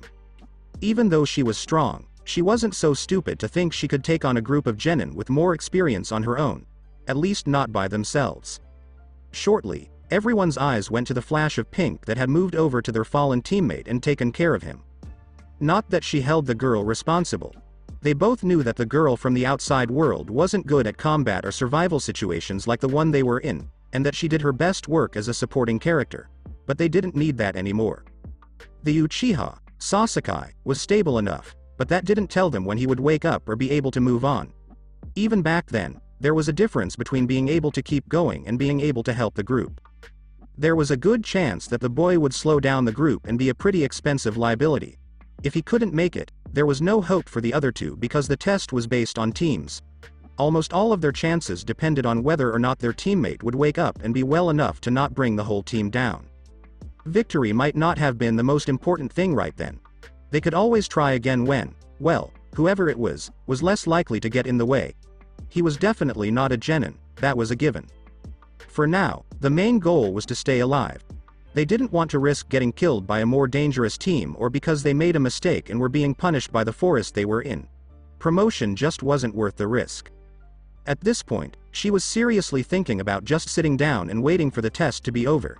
Even the gods knew that she had more than enough food. In fact, she probably had enough food to feed every team in the forest for the whole exam and then some, even with Choji's notoriously big appetite. On the other hand, the giant cave made by a huge tree might not have been the most hidden place. Yes, they could defend themselves, but the plan was to stay out of battle until they were in a better place. Right now, it wasn't in their best interest to just sit there and wait for fights that were sure to happen. Lucky for her, it shouldn't be too hard to persuade her fellow kunoichi of that. The girl knew she was in over her head in this situation, and all it would take is one hint about how her precious Uchiha was in danger for her to give in and follow her. If it wasn't to keep them alive, Naruko might have felt bad about what she did. Her former apprentice glared at her in a way that warmed her heart. She was panting and shaking, which was probably a mix of anger and exhaustion. The purple-haired secondary summoner was covered in scratches and cuts, and the snake sage had a feeling that she would also have a lot of bruises by the end of the day. The woman would be sore in the morning, that was for sure. Well, that is, if she was even allowed to wake up. It would be easy to kill her now, because she was still no match for the woman who had trained Hera well. She had been a man during training, but it was still the same persona, and to be honest, not many people were. After all, you don't become famous for nothing. She was famous as a man for losing to Hanzo, who was one of the most dangerous shinobi of the modern era. The fact that she and her two allies were able to beat him in a battle shows how strong and skilled they were. The real question was whether or not she really wanted to kill her old student. She thought about this for a while, not because she was feeling sentimental or because they were close, but because it seemed like such a waste. At the same time, her former apprentice could become a pain in the neck in the future, and she didn't want that, especially since she was so close to being able to spend all of her time with her Crimson Prince. She was told what to do by a face in the distance. It was a very clear face. She got a growl back from a white wolf. It wasn't part of her escort because they had all left and were probably reporting to her prince right now. That means it was either here for the exams or to keep an eye on the examiner. The way they shook their heads showed that it was the second choice, which meant that her former apprentice was connected to Naruto in some way, maybe even one she didn't know about. And if that was the case, she wasn't going to try to help him, especially if it might make him upset. Oh, too bad, it looks like you made some friends. It looks like we can't play anymore, but it was nice to see you again, Anko-chan. Then she went back into the forest, leaving the wolf to check on the Tokubetsu Junin. She wondered idly if her old student even knew that she was now a woman. He didn't have to turn around to see or feel them. He could feel how nervous they were, which didn't help his own nerves. He drank another drink in silence, concentrating on the burn as it went down his throat. That would be his last for the day, because he couldn't take any more risks than boosting his confidence enough to get rid of his unease. Report. It was a short, to-the-point order that couldn't be questioned. Not that they'd ever ask him anything. He wasn't sure if that was a good thing or not. The army moves, Lord Tsukiyomi, and will be in place to turn the tide against Suna. The person who said this was kneeling, as were everyone else, and didn't even move his head without being told to. It was the only way to tell who had been given a job and who had just been found near a den. Idly, he realized that it was part of their route training. Danzo was trying to make living weapons out of the average shinobi's ability to switch between a relaxed state and a fighting state. Their personalities made it impossible for the conditioning to work, so all it did was improve a skill that most experienced shinobi already had. Not that it was a bad thing, but it was another reminder that his kids were different from everyone else. They were better, but they still had problems. Danzu's failure, on the other hand, had helped them get along better. When it came to shinobi, they didn't get much better than what Danzo had made by accident and didn't know how valuable it was. Naruto was once again thankful to the man, and for a moment he wondered what the man would do if he called him uncle. If nothing else, it would be funny to see. Good, he said, but his voice didn't show that his thoughts were all over the place, going from strange thoughts to constant worries. He needed to get a grip on himself soon, because he couldn't keep going like this for another month. He thought he might feel better when there was a break between tests because he would have more time to think about what he had learned. With facts, he could make plans and think of what to do if something went wrong. Who knows how the first, most important parts of the exam will turn out? Sad to say, not so much. But the fact that he could almost feel his subordinate's unease didn't give him much hope that the month would go by quickly. He asked, "What happened?" with a barely audible sigh that he was sure his wolves could hear. It wasn't as accusatory as, "What did you do wrong?" But it was pretty much the same idea. He knew something was going on and guessed it wasn't good. His wolves answered, even though they were scared. "It's Orochimaru-sama, Tsukiyomi-sama," said the same person, which happened often when they were doing their jobs. One person was always chosen, or maybe lost a draw, he wasn't sure, to be the voice for the group of wolves. Whether it was 3 dozen, or every wolf that he was in charge of, he didn't know the exact numbers. He needed to look at Sai's latest reports soon. At least that was somewhat useful, since only one person would talk when they were doing what he told them to do. In a small group like this, it wasn't much, but when he met with bigger groups of wolves in Nami, the fact that all but one of them were silent was definitely strange. In fact, if he wasn't so used to the wolves and how they act, it might have scared him. It was good that they only did this as wolves, because if it had carried over into their regular lives, they would have never been able to blend into Konoha as sleeper agents.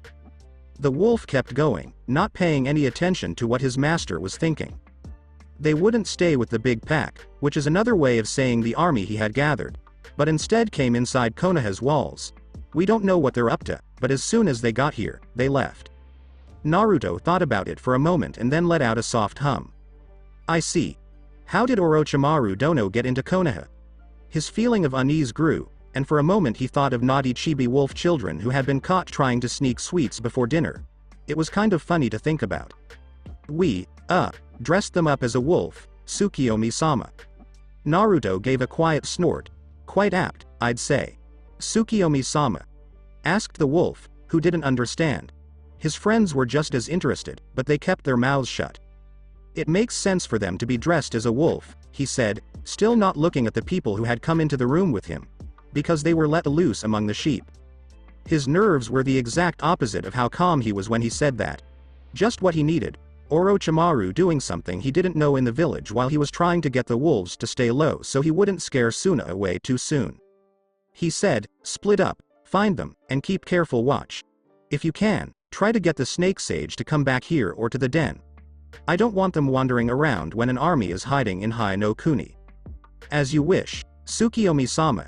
Even though he didn't turn around, he could tell that the kneeling wolf moved closer to the wooden floor before turning and running away, eager to do what he wanted to make up for bringing the snake summoner to Konoha and letting it loose.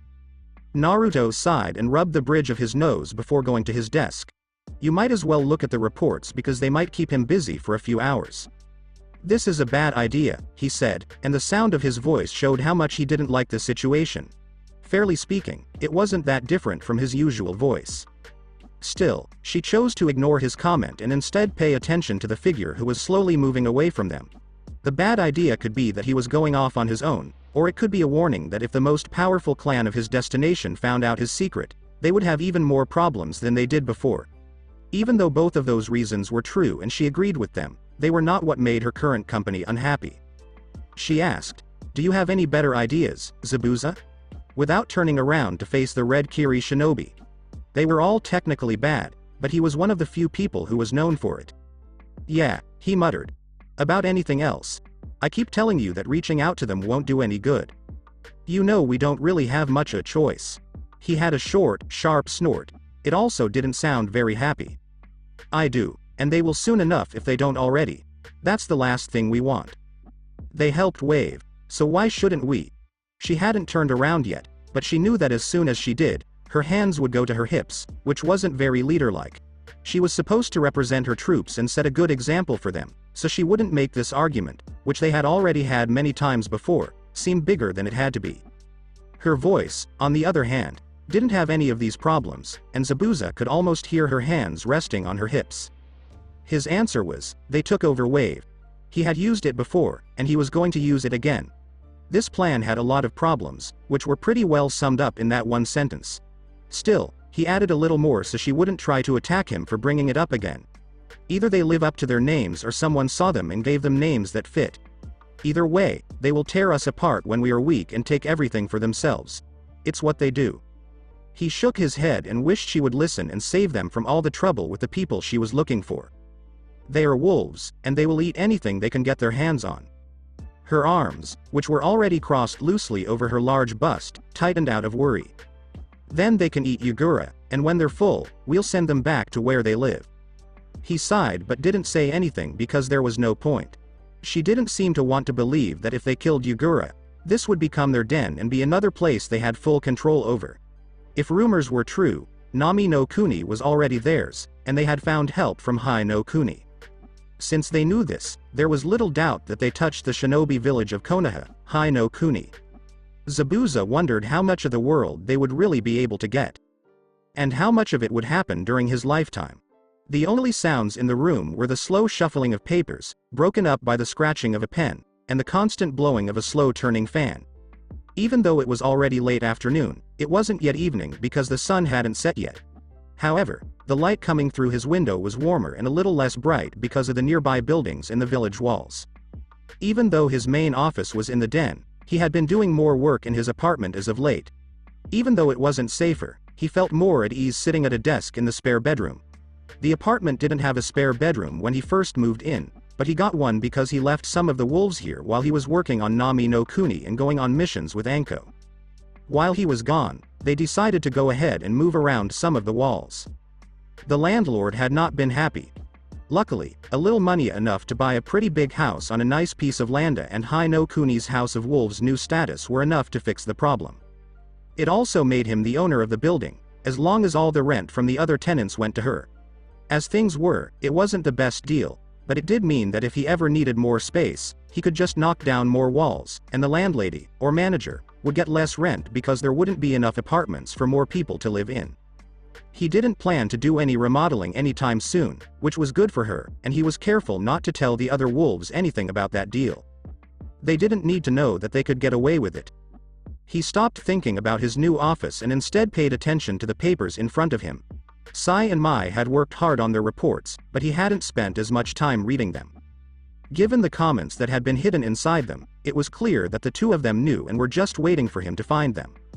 While he was making more notes about what was in the reports, a half of which were reminders of his subordinates' little surprises, so he could make sure to respond, his front door was opened. From the corner of the room, where he was standing guard, a single wolf moved to the door and cracked it open just enough to see who had just come in. The others were in the rest of the apartment or patrolling the outside. Naruto, on the other hand, was more interested in thinking about why Sai might have put in a 10-line poem about how much his night patrols complained about getting caught in the rain. Surprisingly, it was pretty good, but he didn't know why he didn't just put it on a separate page. After the important parts of the report were done on that page, he set it aside to keep. All of his hard work should count for something. Naruto could imagine Sai sitting at his desk, half asleep, drawing and writing poetry while his head rested on his closed fist. This made him laugh. Of course, as soon as one of the other wolves or Wave's governor Hana walked into the room, Sai would move to look like he was actually working on something. Naruto thought that the fact that only half of Sai's reports were useful wasn't because Sai was bad at his job, but because his commander was trying to waste as much time as possible with the task. The fact that the less important parts of the reports were mostly at the end supported this conclusion. Again, his thoughts were wandering. Still, it was better than worrying about all the things that could go wrong if you tried to stop an invasion force by using the army of another foreign country that wouldn't be able to tell your intentions at first glance. He didn't like how likely it was that people would think they were the bad guys. Of course, they could always tell the Hokage to try to lower those chances, but even then, they could only tell so many people. All it would take is for one person to hear something or see plans being made, and by the next day, the whole village would know.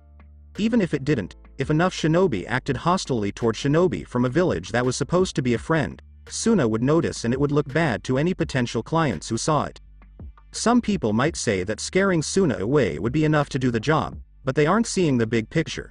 Suna's failed attempt would not only make it easier for Konoha to change the terms of the alliance in their favor and maybe even give them full control over Suna, but it would also show the rest of the world that whenever Konoha fought, it always won.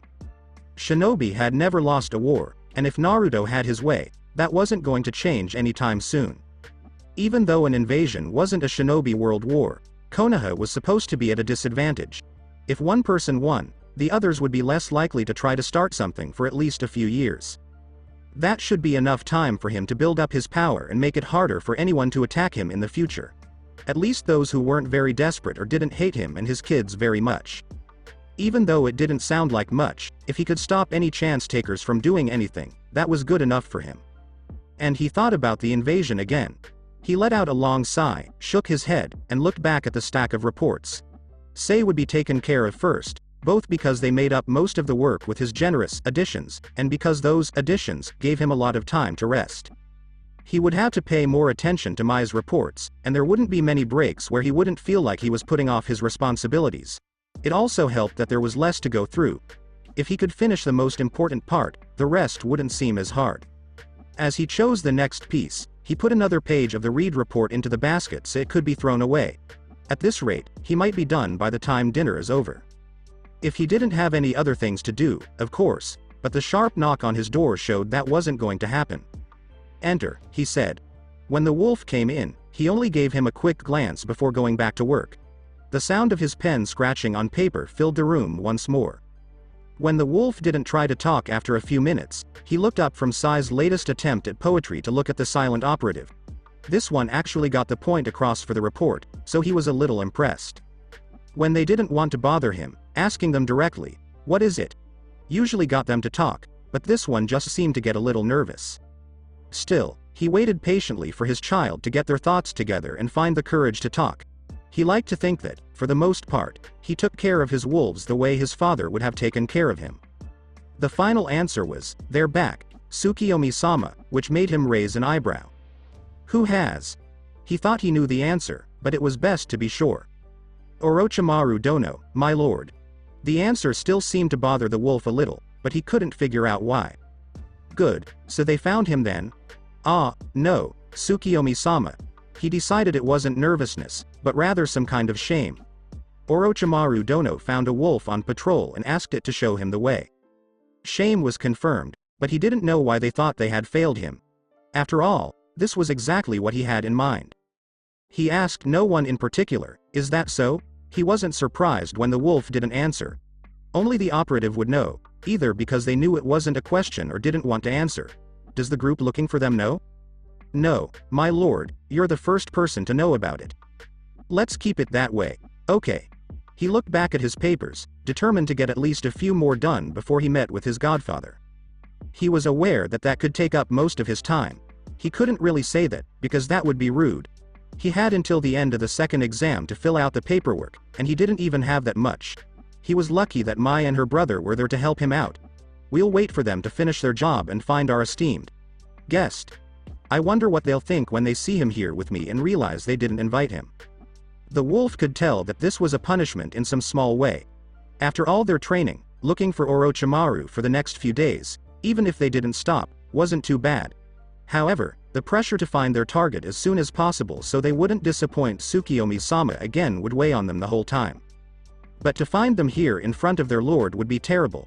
Not only would they feel bad about not being able to finish their job, but it would already be done. There was nothing worse for a group of people who had jumped at the chance to give their lives meaning by helping Naruto than to feel like they weren't needed. The disappointment their lord might feel, whether real or imagined, would only make them feel worse.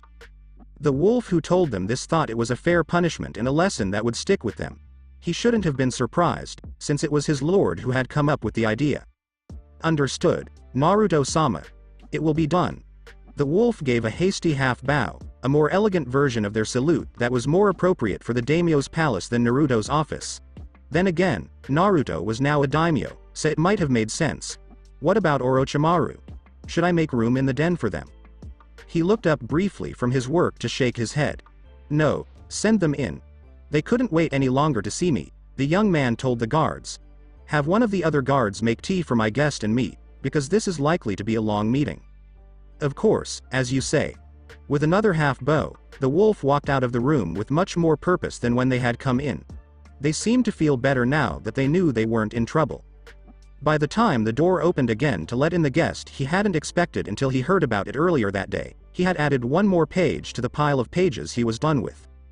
He looked up, opened his mouth to say hello, waited a moment, and then went quiet. He blinked twice and leaned back in his chair, forgetting about his work. She, because there was no doubt about the person at the door, seemed to find this funny. He said, "You know," after a few more seconds of silence. "From what I know about you, I thought you were a man. But it seems I was very wrong," said the godfather. Her laugh was much more melodic than an S-rank rouge shinobi who liked to test on people should have been able to make it. Even so, he found that he liked it. It's not that old, actually. Orochimaru skipped the chairs in front of his desk because he wasn't sure if anyone had ever sat in them since his wolves either knelt or stood. Instead, he sat on the desk itself, being careful not to sit on any of the papers that were scattered across its surface. This body had a trait I wanted, and you can see that it comes as a whole. If what she said bothered Naruto at all, which it didn't, thank goodness he didn't show it. Instead, he kept going as if stealing bodies was something he did every day. And what did you learn about yourself from this package? Even though she already thought they were similar, the fact that he accepted her actions so easily was only going to make her like him more. She gave him a quick smile and then showed him how her tongue had become more useful. He thought he had done a good job of hiding his surprise, given. He raised his eyebrow and said, "Well, I'm sure I'm not the only one who won't have been expecting that." She gave him another smile. "A good deal for a little time as a woman, don't you think?" she asked. He looked at her for a moment and then shrugged. "You could have been trapped in a lot worse bodies." "Oh?" she said, raising her own brow. She teased him, "Is my little prince saying he likes his godmother? That's bad, Naruto-kun." He might have blushed if he hadn't spent so much time with Anko. He was used to it, though, since he and the Tokubetsu Junin often slept in the same bed and she liked to tease him. "If nothing else, I'll admit you have good taste in women," he said in response, though he didn't really deny it. However, when a man wants a woman's body, one doesn't usually expect this to happen. As she reached out to ruffle his hair, she let out another laugh that was strangely pleasant. She took her time pulling her fingers away from the red hair, stretching it out as long as she could to show that she would have preferred to just run her fingers through his hair instead. He didn't know if she didn't say anything because she was sitting on his desk and had to lean forward to reach his head or because this was their first time meeting. He didn't think it mattered much though, because he knew they would be around each other for at least the next week and probably longer. That would give him a lot of time to find his godmother? He thought that it was a good thing that he had never met Orochimaru before, because a change like this would have been hard to deal with if they had already been friends or something. That did mean, though, that it would be strange for him to see Orochimaru as a man in the future, which made him laugh. Most people would be scared to meet Orochimaru, but he realized that he'd only be scared to see the Sannin in the form that everyone else knew him to have. He thought about how strange people must think his life was if meeting someone like Orochimaru as a woman was something he did every day. She thought, no, which broke him out of his own thoughts. I don't think so. All you have to keep in mind is that your godmother is way above average. He knew this would happen often when he was around her, so he asked, Godmother, do you plan to keep this form? The Sannin made a face that looked more like a pout than a frown, and her forehead wrinkled a little bit as she thought. I haven't quite decided. Orochimaru admitted. It's starting to grow on me, but I can always change my mind later. If you're trying to live forever, what are a few years in a form you decide you don't like later? Even if it stopped you from working, it doesn't matter. An inconvenience? Orochimaru waved her hand over his idea as if to get rid of it. With my immortality, I may try to learn all the techniques in the world, but the most important thing is experience. It may not help me much, but I'd rather have first-hand knowledge than have to make educated guesses. If that's the case, I guess you can't lose either way. Is that the point? She smiled at him again. Yes, that's right. So, tell me what my Red Prince has been doing lately. As she said that, her eyes went to the papers on the desk next to hers. She quickly looked at what she could read from where she was and didn't move to get a better view. She wasn't being nosy until she tried to read the contents. She was just very aware of her surroundings. At least, that's what she'd say. I'm a little behind on the reports from Sai and Mai, so I'm mostly just catching up on paperwork. She made a small frown at that. You can't just take over a country and be made a noble house of Hai no Kuni, and then tell me that all you've done is paperwork, she said with her arms crossed. His brow went up his forehead in a way that was becoming more and more familiar. His answer was, you already knew about that. It made him frown, and he couldn't help but find it totally cute. He would be careful not to say that out loud in front of her, though. He wasn't so full of himself that he thought he could beat a Sannin. She asked, a little disappointed, you haven't done anything else? Naruto gave a shrug. Some sparring with Yugo-senpai and Hanabi-san, I guess. Work on Hinata's loyalty so you don't lose control of the cult that's forming around her, but not much else. Missions with Anko are pretty regular at this point. He went back to his work and didn't see that she was surprised. A cult? Had he talked about that before? Then there was the matter of her old apprentice. Both were interesting, so I didn't know what to ask first. Oh, I didn't know you were in any cults, Naruto-kun. Tell Orochimaru-kun all about it. She moved closer to him, pushing away papers that would need to be sorted later. Naruto sighed and took that as a sign that his paperwork for the day was done. He said, come on, as he got up from the desk. Let's move into the living room for this. Orochimaru didn't mind, especially since she could sit next to him on the couch. This time, her prince even let her really run her fingers through his hair. What a nice boy. In the end, it wasn't that hard to find a better place to set up camp. A nearby river went by a small stone hill and cut through about a third of the forest of death, as the woman who was with her brother had called it. Lucky for us, that hill also had a few caves. The cave they chose was only found because of Uzumaki's luck, even though she didn't literally stumble upon it. Sakura had been looking for a safe place to hide out for the rest of her exams all day, and she was tired and stressed out. She tripped on a root near the river and fell through thick vegetation. The entrance to a cave was hidden by a bunch of leaves. After that, they didn't waste any time setting up their camp and making sure their teammate was safe so he could heal from the attack and the strange woman who bit him during it. Who in the hell would do something like that? It was done, and they were still out there somewhere, so there wasn't much point in thinking about it right now, but biting him. She sometimes forgot how strange the people in the world of shinobi were. She thought that things like this were the universe's way of telling her. A quick look at her teammates showed that, as expected, Sakura was gently helping the Uchiha who had passed out, and Naruko was briefly thinking about how to start a fire in the cave. Surprisingly, the ceiling was pretty high, and a slight breeze told her that there was a hole somewhere else in the cave that she couldn't see. Most likely, it was in the ceiling, so she could probably get away with it.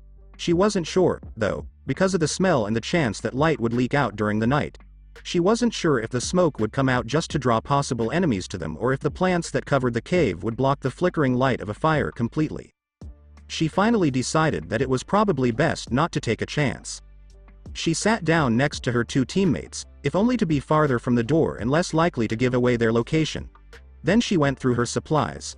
She had gone through them enough times before the first exam and again while they were waiting for the second to know exactly what was inside, down to the last chakra pill or foot of ninja wire.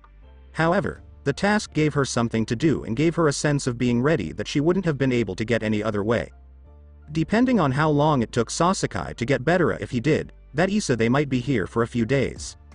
She was not excited about it.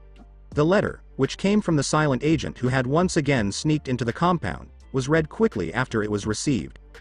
She didn't know why they kept sneaking into her house as if each of her guests was in a passionate relationship, and she was sure that neither sweet little Mai nor Nami no Tsukiyomi, as some in the Imperial Fire Court had started calling him, but it didn't look like it was going to stop soon, even though her clan and their pack were allies. Not for the first time, she wondered if they did it just to make her mad. That she wouldn't think they would do. Even though they were trained to kill, they sometimes had a childlike quality that reminded her of puppies. Of course, they would then become nearly emotionless drones for as long as their lord told them to do a task. They would remind her so much of the notorious root operatives, at least among Konoha shinobi, that she couldn't help but think that they had been mentally conditioned. Whether it was done by Tsukiyomi or not, and whether or not the people who did it thought it worked, it did explain some of why they were so strange. She thought that the conditioning was probably not finished or had a major flaw in it. Even though she had grown to like them and found it easy to talk to the operatives, it was painfully clear that this was not what anyone had in mind for the end result. Even so, Tsukiyomi used them very well, which made it hard to rule out the idea that he might have had something to do with it. But she hadn't meant to think about this for so long after getting a letter she had been waiting for, so she turned back to it. It wasn't very important to the rest of the world, and it wasn't even completely private, but it was important to her. After all, she couldn't see her daughter every day like she used to. This letter wasn't too different from the others she had gotten. It told her that her daughter was enjoying her job as governor and that Nami no Kuni was growing well under her care, but it also said that a lot of the forces stationed there were on the hunt, and it didn't sound like they were all wolves. Sume hadn't heard anything about this from Mai recently, and Sai had only told her daughter that this was Tsukiyomi's will, so Sume didn't know if Mai was still talking about it. The most likely thing to worry about was the way they were going. Even though they could cross the bridge and it was the best way to go either east or north, something didn't feel right. The Yamanaka had already felt the wolves' touch, and Konoha was to the east. What had they been doing? He made fun of the people below him from behind his veil. Almost all of their troops were there training for the coming war, which they were going to start. All of them are fools. The original plan was good, but now, with no help, what can we do? They were going to fall. Even more than the military. What few missions they were able to get, at least compared to other large villages, kept the economy going here in the desert sands. Even though there were traders all over K's no Kuni, caravans didn't come very often and didn't have a set schedule. This made it hard for businesses and craftspeople to grow and for people who needed foreign goods to know when they would be able to get more. When most of their soldiers were dead and rotting in the forests of Hai no Kuni, giving the trees food they didn't get here in the desert, the village's income would go down a lot, and their already precarious situation would get worse. Only winning gave them hope, but winning was no longer a possibility. He was well aware of his son's power, which came from the Biju Shukaku that had been sealed inside the baby, but he also knew that it would hurt Konoha and not help Suna win. He was sure that it would be hard, but not nearly as hard as the Suna Council might think it would be for Konoha to get rid of the Biju. After all, didn't they beat all 9 of them and keep the most powerful one for all these years? And it was said that the 9th container was back in Konoha with a group to take the exams. Gaara might not even make it to the end of the 3rd exam, which is when the council planned to move. Not officially, of course, because they didn't have the power to do that. But they had already convinced his forces to try to invade, even though they knew it would fail. And Cage could only argue against it so much. For a while, his troops would follow his orders, but they were getting desperate. The council used their desperation to get them to agree. No, all he could do was tell them his opinion and let them do what they wanted. He thought it would be better for everyone if he stayed as Cage through the hard times that were sure to come than if Suna used the power he had to try to get rid of him and put in his place a leader who was more likely to go to war and would be more foolish because of it. He already had plans in place and loyal subordinates who knew the truth about their position and how easily their bad situation could get even worse and were ready to follow his orders. Even if Suna somehow made it through the storm, the council would not. If he had to, he would do it himself. Aside from that, which really wasn't that important in the grand scheme of things. He had a plan for his people to leave. If Konoha fought back, which wasn't out of the question in this situation, he wanted as many civilians as possible to be far away. For a while, they would be safer in the capital, and if things got bad, they could use ships to escape through the northern waters. Even so, if things got that bad, the capital would probably also try to leave, but Orochimaru was kind enough to set up one of the private docks a little ways away from the city with ships and a good guard. Rasa didn't even want to think about what the price might be yet, but if things got bad, he wouldn't turn down Nami no Kuni's help or offer of safety. He would rather not go to the land of waves, especially at Orochimaru's request and not at the request of the wolves, who would control his people, but if the snake sages deal with the wolves as any indication, it shouldn't be too bad. If the rumors about Nami no Kuni's growth are true, his people would have plenty of jobs, if nothing else. At the end of the day, it all came down to how the invasion went. Suna would, of course, lose, but how Konoha would react would depend on how well they did.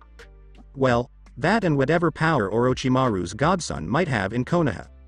That was a very scary thought. Not only did he put the escape of his people in Orochimaru's hands, but he also put the consequences of Suna's actions in the hands of someone he had never met but who Orochimaru would do anything for. He knew he would have nightmares about this for weeks, and Orochimaru's laughter would be in them. Joy. And as far as I can tell, the line is, here, he said, moving her pale fingers over his bare chest to the spot where he said the line was. I can't see any sign that the two seals are connected, but from what I know, that doesn't mean they can't affect each other in some way. I see. She looked over his shoulder to see what was going on, knowing that this was the best way to hide her blush. It was strange to see the seal, but she couldn't help it. She didn't want one of his first memories of her to be that she blushed too much. How could she have known that talking about seals would lead to her handsome prince taking off his shirt in front of her? She hadn't even been given any warning. She had always been good at thinking on her feet, so when he started taking off his shirt and probably meant to sit back down right away, she quickly moved behind him to give herself more time to calm down. He didn't really know how tasty she thought he was, did he? It was such a beautiful body that if he hadn't been her beloved godson, she might have taken it for its looks alone. And Orochimaru had always thought she was a sensible person. Well, maybe not a woman, but you get the point. If I didn't know any better, I would guess that the seal reached out to this one because it may have held the same chakra that first woke it up. Yakushi-sensei's comments when I went through chakra withdrawal seemed to show that Mito's chakra was still there, and I know I didn't have any when they left. You know he's not a real doctor, right? She mumbled as she tried to follow what he was saying. Look at the seal, and not think about her godson without a shirt on. It wasn't about her moralsa, she'd given those up a long time ago, but about waiting for the right time. She wasn't going to go after him right away, even if she wanted to. In the end, his needs were more important than hers. She was going to keep a close eye on him as soon as he said he needed her to. He was hers, her crimson prince, and she would take very good care of him. No matter how hard he tried to make it, she would just have to wait. Naruto gave her a shrug in response to her question. He was a med nin, which is close enough in the world of shinobi, was his answer. Even if he's not a doctor, he's closer to being one than I'll ever be. I don't know. I probably know more about the human body than he does at this point. I could always teach you. She tried hard not to make it sound dirty, but judging by his amused chuckle, she had failed. He said, "You're just as bad as Anko. We were supposed to talk about the seal you made with my dad." The key word is helped, Naruto-kun. Minato was the best at sealing, and in this case, his masterpiece might be interacting with a seal he didn't even make. We haven't even talked about how the fact that the Shinigami himself finished the seal might have affected it. Orochimaru paused for a moment. I hope that everything I taught Anko-chan hasn't been forgotten, since I was her sensei. Naruto acknowledged with a short hum. Yes, that's right. I guess that makes Anko just as bad as you, then. I'm not that bad, am I? He could almost hear her pout, and when he turned around to look behind him, he saw that Orochimaru of the Sannin was, in fact, pouting. It was a lot like Anko, but maybe that was also backwards. Anko, on the other hand, never had that blush on her cheeks. Or maybe it was just easier to see on his godmother's pale skin. She was pretty cute for an S-ranked shinobi, who was feared by everyone. It was funny to think about Orochimaru being cute. After having a strange thought, he decided to ask a question. He was quite certain now, after having spent some time with her, that she wouldn't be too upset by his words. Not that he wasn't prepared to run, just in case he had misjudged. So, if she's like you, I guess she isn't Anko adorable, is she? He asked. Behind him, he could hear her gasp for air, shocked to hear their bloodthirsty former student called adorable. It just means the two of you were Orochimaru adorable. Her gasp of surprise, however, was very much Hinata adorable. The tight grasp she kept him in for the next 2 hours was also very much like the former heiress. Perhaps there was some merit to the Naruto adorable theory? I will continue the story in next part. Till then, we weeb offline.